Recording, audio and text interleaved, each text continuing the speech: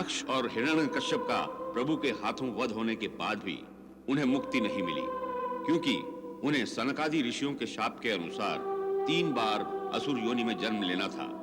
इसलिए दोनों प्रेत योनि में भटकते हुए अपने अगले जन्म की प्रतीक्षा कर रहे थे।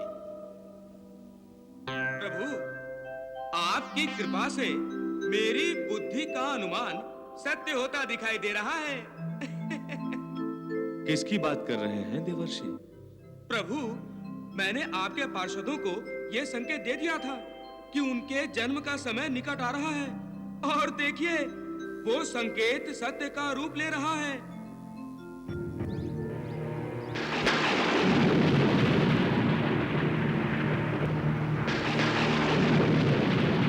कन्याओं, क्या तुम्हें यह शिक्षा नहीं दी गई कि ऋषियों और तपस्वियों का आदर करना चाहिए?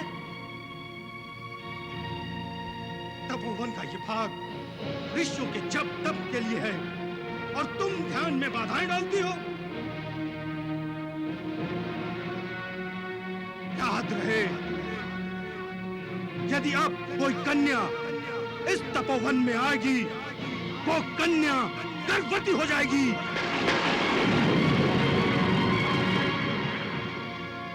पिताश्री, मुझसे बहुत बड़ी भूल हो गई पिताश्री। मुझे ध्यान ही नहीं रहा और मैं तपोवन के पुलस्त्य ऋषि वाले भाग में प्रवेश कर गई। तो पुलस्त्य ऋषि का श्राप? वही तो पिताश्री, वही तो। उस श्राप के कारण मैं गर्भवती। गर्भवती? पिताश्री, मैं तुम्हें साथ लेकर महर्षि के पास जाता हूं। इस श्राप का निवारण उन्हीं को करना होगा। ऋषिवर तृणबिंदु, मेरे मुख से जो शब्द निकलता है वो सत्य हो जाता है। मैं सत्य को असत्य नहीं कर सकता। कुमारी होते हुए मां बनना समाज नहीं झेलता महर्षि, नहीं झेलता। वो अब शब्द नहीं सुन पाएगी, नहीं सह पाएगी। वो अपनी जान दे देगी और उसका पाप आपको लगेगा। आपका श्राप इसका गर्भ है। अब आप ही उस गर्भ को अपना नाम दीजिए महर्षि। मेरी पुत्री के साथ आपका विवाह ही इस समस्या का समाधान है।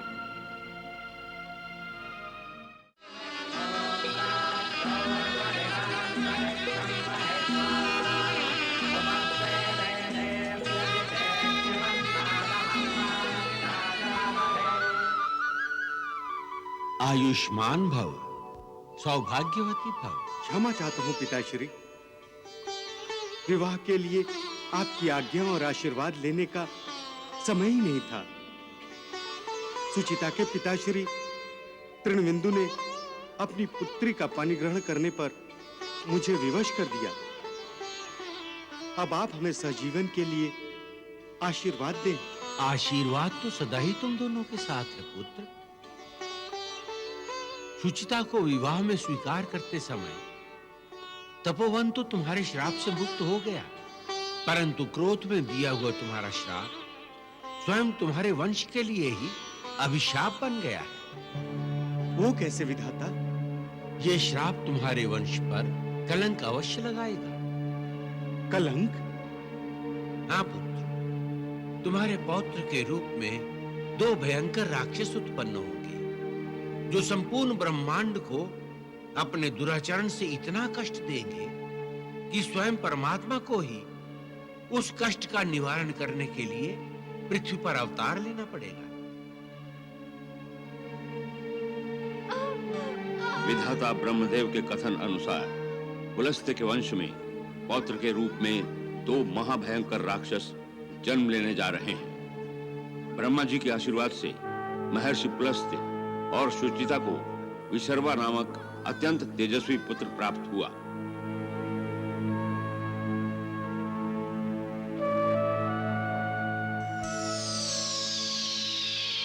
पुलस्त्य से ज्ञान प्राप्त करके विशर्वा महाज्ञानी हुए। पुलस्त्य और सुचिता ने तपस्वी विशर्वा का विवाह मुनि भरद्वाज की कन्या से करा दिया, जिससे विशर्वा को कुबेर नाम का पुत्र हुआ। कुबेर जब यौवन अवस्था में पहुंचा तो वो अपने पिता और पितामह से तपस्या करने के लिए आज्ञा मांगने गया। प्रणाम पिताश्री। आयुष्मान भव। आशीर्वाद दीजिए पिताश्री, मैं तपस्या करने जा रहा हूँ। पुत्र, तुमने अपने पितामह से आशीर्वाद लिया? पुत्र विशर्वा, मैंने पौत्र कुबेर को तप करने के लिए जाने की आज्ञा दे दी है। वह श्रवण कुबेर हमारी कुल परंपरा का अनुसरण करने तो जा रहा है। जाओ पुत्र, तुम्हारी तपस्या सफल हो। आयुष्मान भव।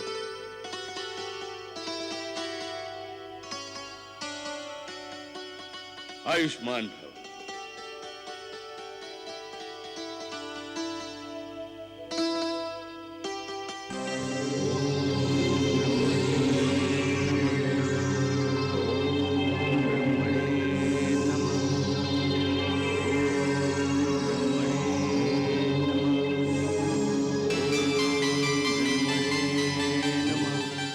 वैश्रवण कुबेर, वत्स, आंखें खोलो।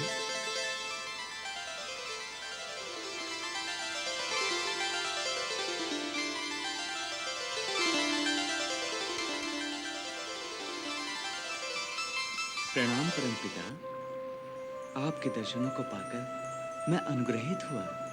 मैं तुम्हारी तपस्या से प्रसन्न हूँ वत्स। वर मांगो। हे विधाता, आप मुझे अपना लोकपाल नियुक्त कर दीजिए। इससे मेरे मन में छुपी लोक कल्याण की कामना पूरी हो जाएगी। तथास्तु। आज से तुम यम, इंद्र और वरुण की तरह ही चतुर्थ लोकपाल के रूप में जाने जाओगे। तुम्हें लोक कल्याण करना है, इसलिए मैं तुम्हें सूर्य के समान तेजस्वी पुष्पक विमान प्रदान करता हूं, जिससे तुम्हें लोक कल्याणकारी कार्य करने में सहायता मिलेगी।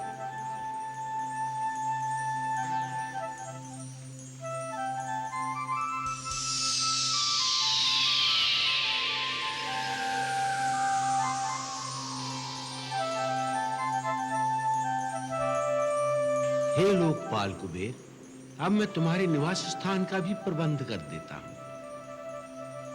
दक्षिण सागर के तट पर त्रिकूट नाम का पर्वत है, जिसके उच्च शिखर पर राक्षसों के निवास के लिए विश्वकर्मा ने इंद्र की अमरावती की भांति सुंदर नगरी निर्माण की है।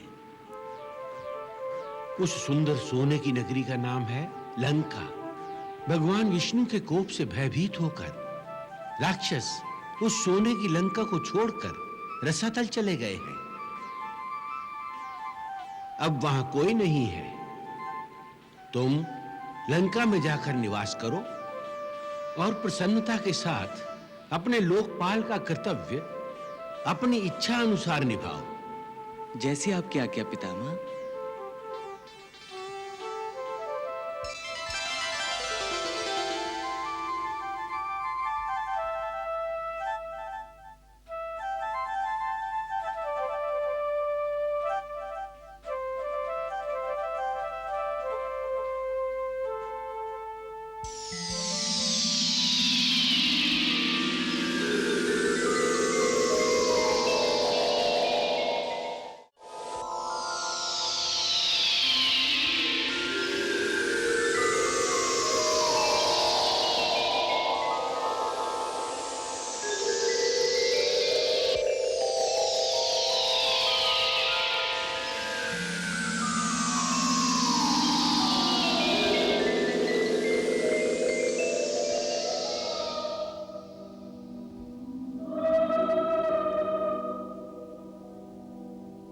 नारायण नारायण।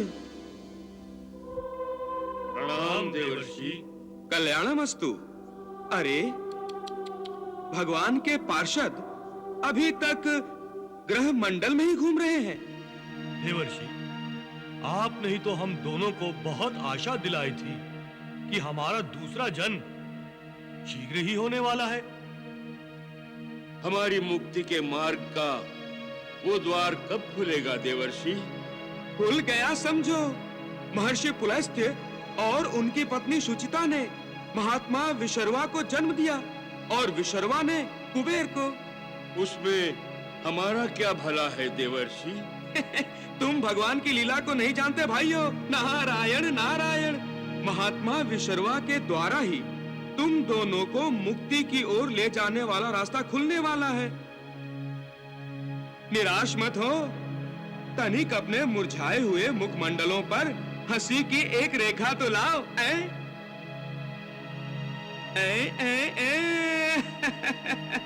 नारायण नारायण। अपने जन्म की प्रतीक्षा करो। कल्याणमस्तु।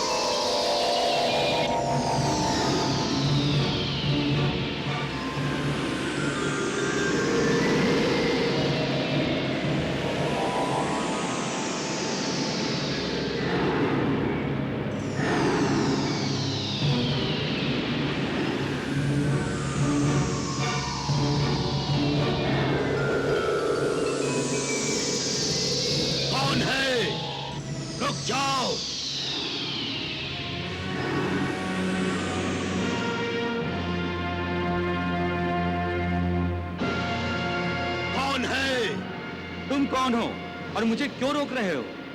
मैं राक्षस राज सुमाली हूँ। तुम लंका नहीं जा सकते। लंका हमारी है। राक्षस राज सुमाली, विधाता ब्रह्मदेव की आज्ञा और आशीर्वाद से उन्होंने मुझे अपना लोकपाल नियुक्त किया है और लंका में ही निवास करने के लिए कहा है। किसी ने भी कहा हो, मैं तुम्हें लंका नहीं जाने दूंगा। राक्षस राज, मैं महर्षि विश्रवा का पुत्र वैश्रवण कुबेर हूं। तुम मुझे लंका जाने से नहीं रोक सकते। तुमने मेरी आज्ञा का उल्लंघन करके अपनी मृत्यु को निमंत्रण दिया है।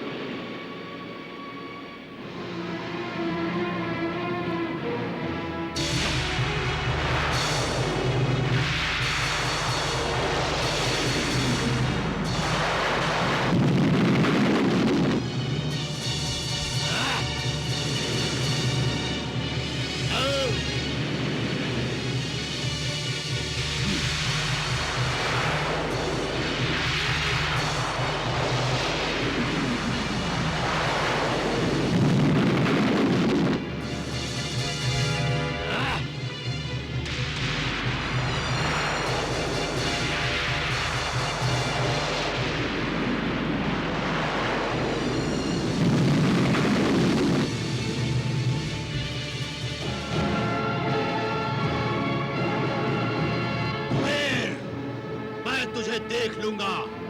मैं इस पराजय का बदला अवश्य लूंगा, अवश्य।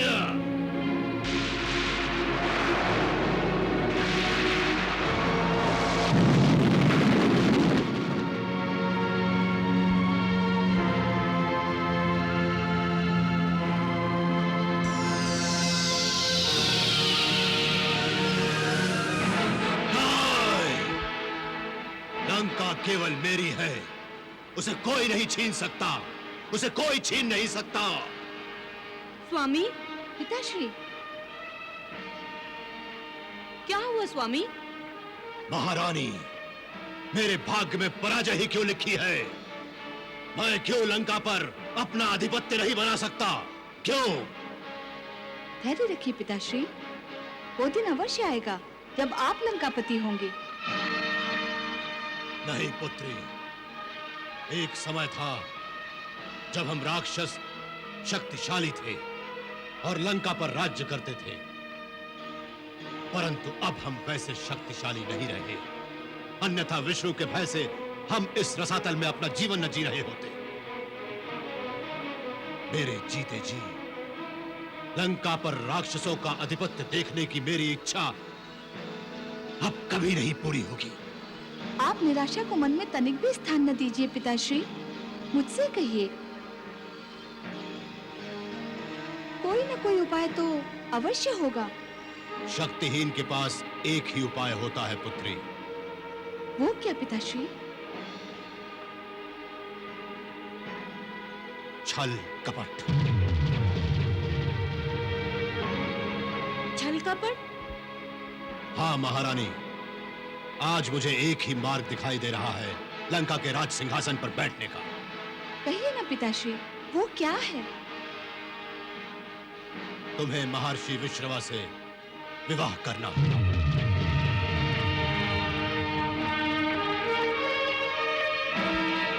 पुत्री, वैश्रवण कुबेर को ब्रह्मदेव ने अपना लोकपाल नियुक्त करके उसे लंका का अधिपति बना दिया है। महर्षि विश्रवा कौन है? वो कुबेर के पिता हैं। महर्षि विश्रवा के पिता हैं महर्षि पुलस्त। पितामह ब्रह्मदेव ने महर्षि पुलस्त को संकेत दिया है कि उनके पौत्र के रूप में 2 भयंकर राक्षस उत्पन्न होंगे जो पूरे ब्रह्मांड पर अपना राज्य स्थापित करेंगे। कुबेर महर्षि पुलस्त्य का पौत्र ही तो है। लेकिन वो विश्वाधिपति नहीं बना है, केवल ब्रह्मदेव का लोकपाल है। तो आपके मन में क्या है स्वामी? महारानी, महर्षि पुलस्त के पुत्र विश्रवा के एक ही संतान है, ये कुबेर। उनके कोई अन्य संतान नहीं है। मैं समझ गई पिताश्री। यदि ब्रह्मदेव का संकेत सत्य होने वाला है तो महर्षि विश्रवा के और 2 पुत्र होंगे। हाँ पुत्री, यदि तुमने महर्षि विश्रवा से विवाह कर लिया तो वो 2 तुम्हारे ही पुत्र होंगे। वो पूरे ब्रह्मांड पर राज्य करेंगे। वो पुत्र ऋषि और राक्षस ऊर्जा से संपन्न होंगे। और कैक्सी, यदि ये विवाह होता है तो मैं तुम्हारे दोनों पुत्रों को महर्षि विश्रवा के आश्रम में नहीं पलने दूंगा। वो यहां पलेंगे बढ़ेंगे मेरे पास, मेरी देखरेख में। मैं उन्हें राक्षस कुल की प्रतिष्ठा बनाऊंगा। कहो, तुम क्या कहती हो? पिताश्री, ये मेरा सौभाग्य है कि मैं आपकी मनोकामना पूर्ण करने में सहायक बनूं। मैं महर्षि विश्रवा से विवाह अवश्य करूंगी। धन्य हो पुत्री, तुम कल ही महर्षि विश्रवा से मिलोगी। नमो भास्कराय सुदेवाय नमः।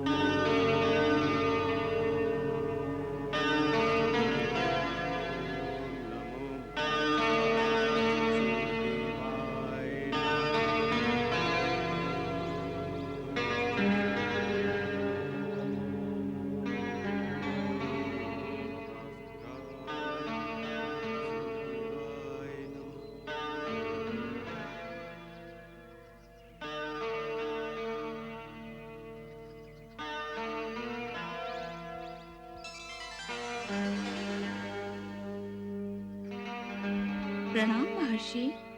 आयुष्मती भवा। मेरी पूजा स्वीकार कीजिए महर्षि। उठो देवी। मैं तुम्हारी इस विनम्रता और सेवा भाव से अत्यंत प्रसन्न हुआ हूँ। मेरा अहोभाग्य महर्षि। तुम कौन हो और इस तरह घूंघट में क्यों हो, मैं नहीं जानना चाहता, किंतु मैं इतना अवश्य जानता हूँ कि इस तरह अकस्मात मेरे सम्मुख आना, मेरी पूजा वंदना करना बिना किसी निजी उद्देश्य के नहीं हो सकता। अतः तुम जो भी हो और तुम्हारा जो भी उद्देश्य है वो बिना किसी भय के कह दो देवी। भगवान सूर्य नारायण तुम्हारी इच्छा अवश्य पूरी करेंगे। संकोच न करो बत्रे, यह पुलस्त ऋषि पुत्र विश्रवा तुम्हारी हर इच्छा पूरी करेगा। मेरी जो भी इच्छा होगी आप पूरी करेंगे महर्षि। तुम्हें संदेह है? महर्षि, संभव है कि आप मेरी इच्छा जानकर अपने विचार बदल लें। देवी, ये विश्रवा उस महर्षि पुलस्त्य ऋषि का पुत्र है, जिसके मुख से निकला हुआ एक एक शब्द सत्य का रूप धारण कर लेता था। उनके इस पुत्र के मुख से निकला हुआ वचन भी कभी मिथ्या नहीं जाता। तुम्हें संदेह है? हे अनामिका, मैं महर्षि पुलस्त्य का पुत्र विश्रवा तुम्हें यह वचन देता हूं कि मैं अपने तपोबल से तुम्हारी हर इच्छा पूरी करूंगा।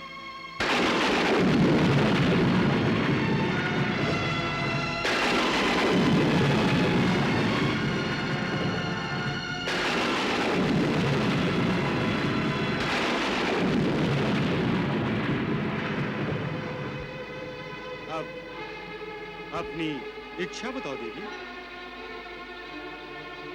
बताओ देवी।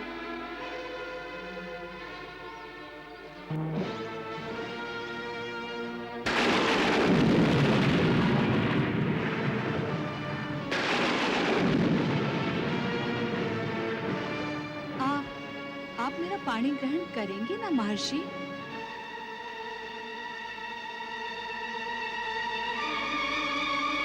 आप मेरी इच्छा पूरी करेंगे ना महर्षि? आप मुझसे विवाह करेंगे ना महर्षि?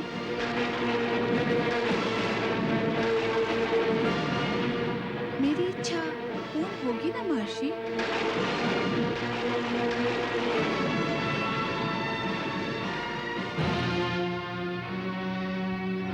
तुम राक्षस कुल की हो।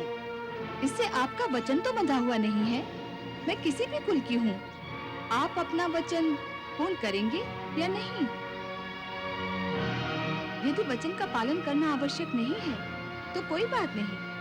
मेरे वचन के लिए आपको अपना तपोबल दांव पर लगाने की कोई आवश्यकता नहीं। मैं चलती हूँ। प्रणाम। पर वैसे महर्षि, मैंने वो मांग लिया जो आप देना नहीं चाहते। आपने अपना वचन मिथ्या कर दिया। आपने अपना वचन मिथ्या कर दिया। ठहरो। मेरा वचन, महर्षि विश्रवा का वचन कभी मिथ्या नहीं होगा। मैं तुमसे विवाह करूंगा, किंतु तुमने मेरे साथ छल किया है।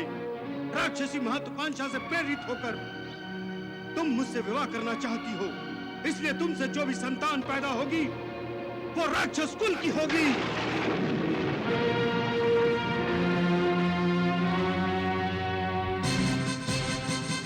हे विष्णु, बहुत प्रसन्न थे न तुम हम राक्षसों को हमारी लंका से भगाकर? अब देखना, मेरी पुत्री कैकसी और महर्षि विश्रवा की संतान केवल लंका पर ही नहीं, पूरे ब्रह्मांड पर अपना अधिराज्य स्थापित करेगी।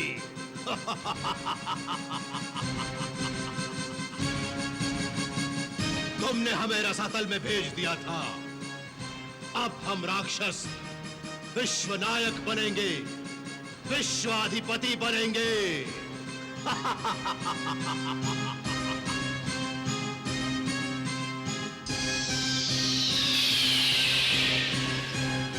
नारायण नारायण।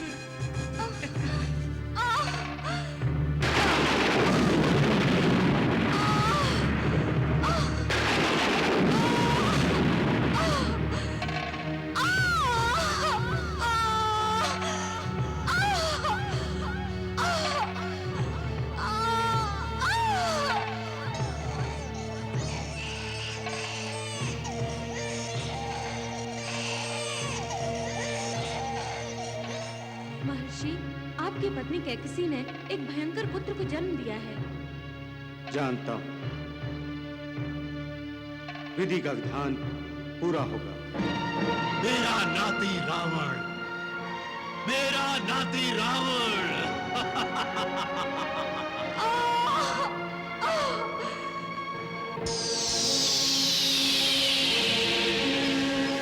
नारायण नारायण, हो गया इसका कल्याण। वाह प्रभु वाह।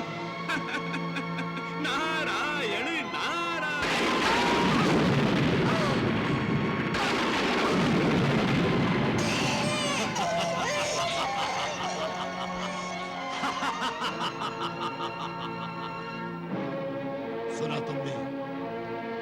तुम्हारे भ्राता की आवाज है। जी नाना श्री। मेरे दो नाती, दोनों ब्रह्मा के वरदान हैं, दोनों विश्वाधिपति बनेंगे।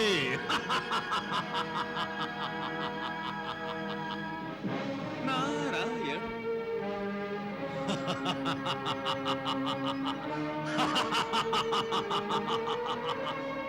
देखा विष्णु, देखा, इनके जन्म लेते ही पृथ्वी कैसे कांपने लगी है।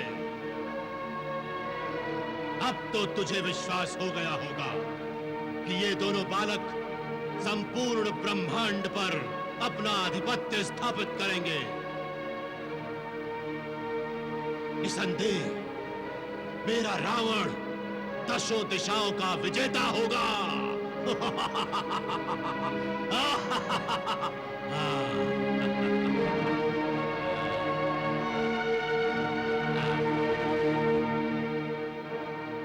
भविष्य के विश्वाधिपति को सुमाली का प्रणाम हो।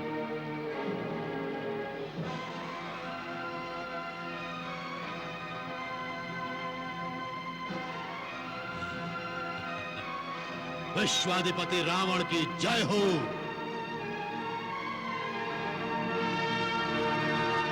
विश्वाधिपति रावण की जय हो।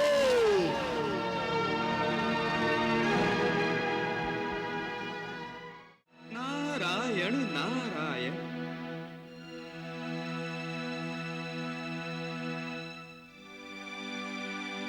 कल्याणमस्तु।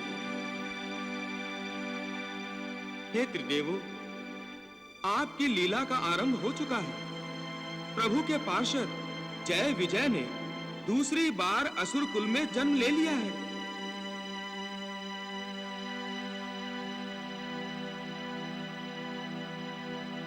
ये दोनों परम प्रतापी राक्षस रावण और कुंभकर्ण भविष्य में आप ही की बनाई हुई सृष्टि में पाप और अधर्म का साम्राज्य स्थापित करेंगे। हे त्रिदेवो, तब निष्पाप धर्मात्माओं की रक्षा कैसे होगी? इस संसार का क्या होगा? देवर्षि, आप चिंता क्यों करते हैं? यदि प्रभु ने घोर राक्षसों को उत्पन्न किया है, तो उनके विनाश की लीला भी प्रभु स्वयं ही करेंगे। देवर्षि, आप तो जानते ही हैं कि उत्थान भी प्रभु की लीला से होता है और पतन भी प्रभु की लीला से ही होता है। प्रभु की कृपा और अकृपा दोनों में भी प्रभु की लीला निहित है।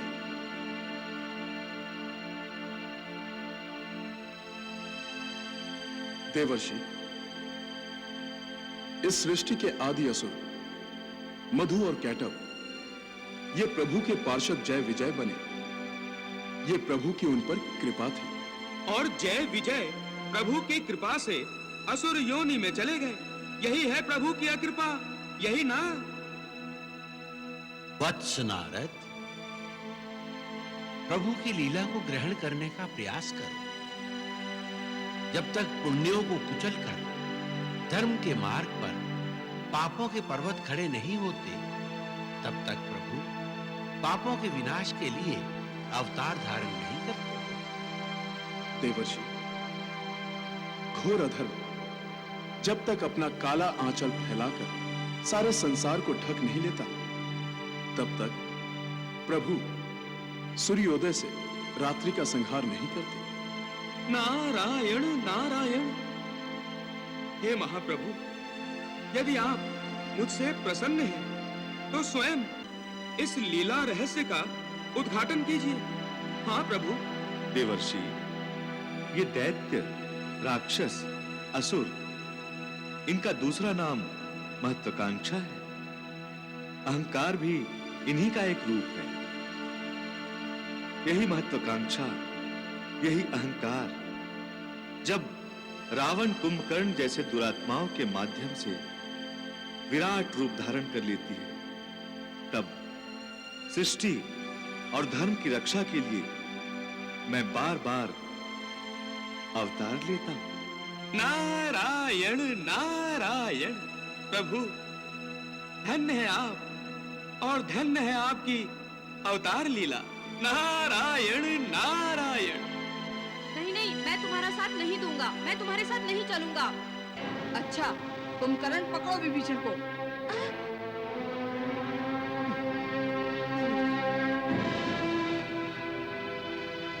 रावण, कुंभकर्ण, शूर्पणखा, तुम तीनों बचपन से सदैव मुझे क्यों तंग करते रहते हो? इसलिए विभीषण, क्योंकि तुम हम तीनों की बात नहीं मानते। सदैव अपनी मनमानी करते हो।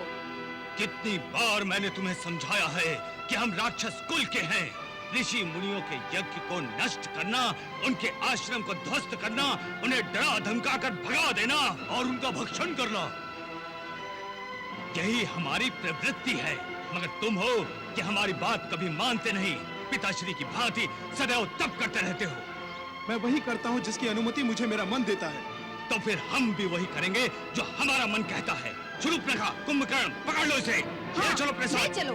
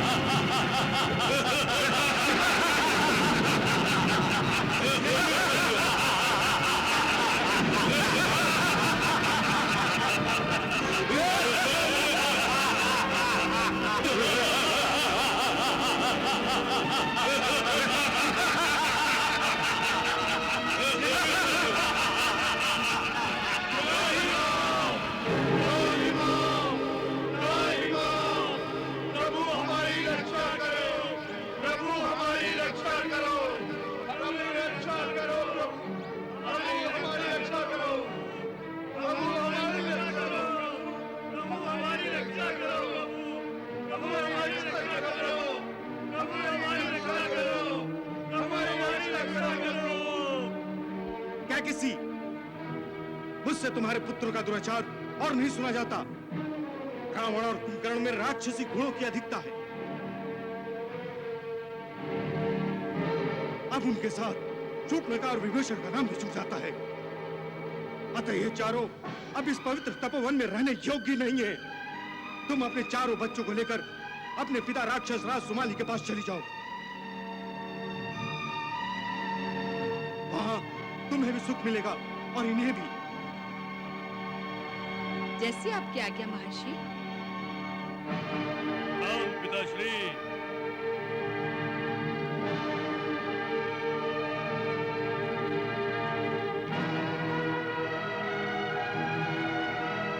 तुम सबका कल्याण हो।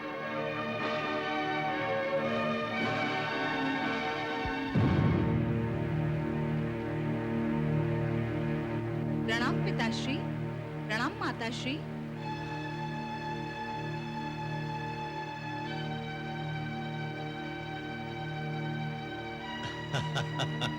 आओ मेरी पुत्री, आओ आओ मेरे नातियों, आओ। रावण, कुंभकर्ण, विभीषण, शूर्पणखा, तुम्हारे नाना के घर में तुम्हारा स्वागत है।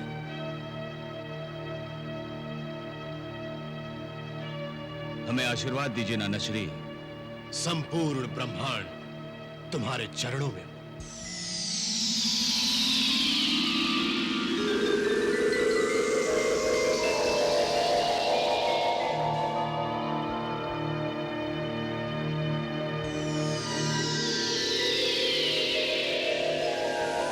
विमान? सोने का? कौन बैठा है उस विमान में? गंधर्व? नहीं, कोई देवता होगा। वो कोई गंधर्व या देवता नहीं, वो तुम्हारा बड़ा भाई है। हमारा बड़ा भाई? हाँ, वो कुबेर है।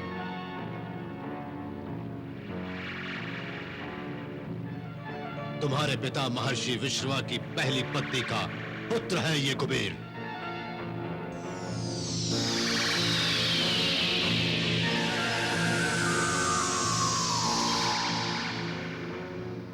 हमारा सौतेला भाई?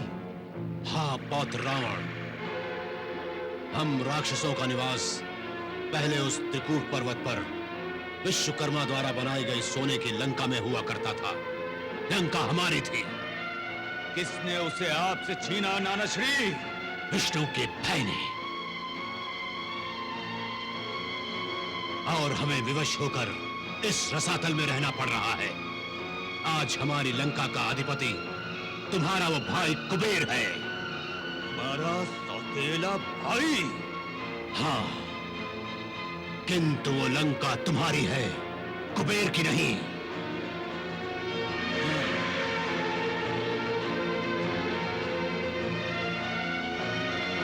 पहले तुम्हारे नाना श्री लंका के अधिपति थे। क्या भ्राता श्री कुबेर ये सत्य नहीं जानते? हाँ, लंका उनकी कैसे हो गई? इसकी भी एक कहानी है। मैं, माल्यवान और माली, हम 3 भाई थे। हम तीनों ने मिलकर देवताओं को बार बार परास्त किया था। बार बार परास्त किया था।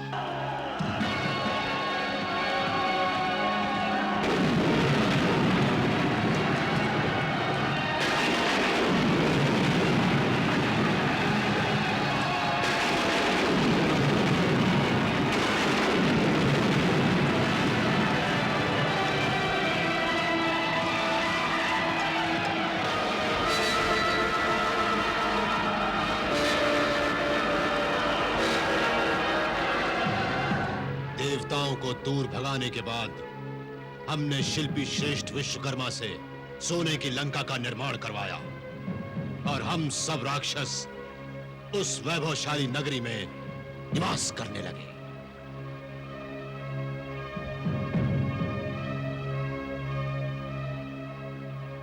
उस अभेद्य लंका नगरी के कारण हम अजेय बन गए थे।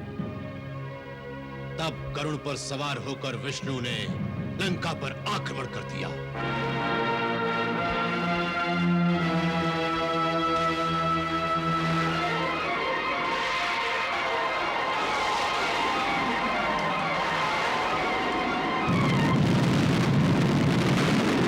भयंकर युद्ध हुआ। जब देव सेना की बहुत हानि हो गई तो विष्णु ने सुदर्शन चक्र चलाया। तब से लंका हमारे हाथों से निकल गई। मैंने कई बार लंका को वापस पाने के प्रयत्न किए, परंतु अब मुझ में उतनी शक्ति नहीं। मेरी और राक्षसों की शक्ति अब तुम हो। आज अपनी लंका पर जब किसी दूसरे को लंकाधिपति बनते देखता हूं तो अपनी विवशता पर रुदन आता है मुझे। रावण, कुंभकर्ण, विभीषण, शूर्पणखा, ये लंका तुम्हारे नाना श्री की है और दशानन लंकापति तुम्हें होना चाहिए। हाँ पुत्रो, तुम तीनों सामर्थ्यशाली हो। तुम राक्षसों का खोया हुआ वैभव और लंका लौटाकर ला सकते हो। हम लाएंगे माता श्री। हम राक्षसों का खोया हुआ वैभव भी लाएंगे और लंका भी। नाना श्री, आप चिंता छोड़ दीजिए। अब लंका केवल राक्षसों की होगी।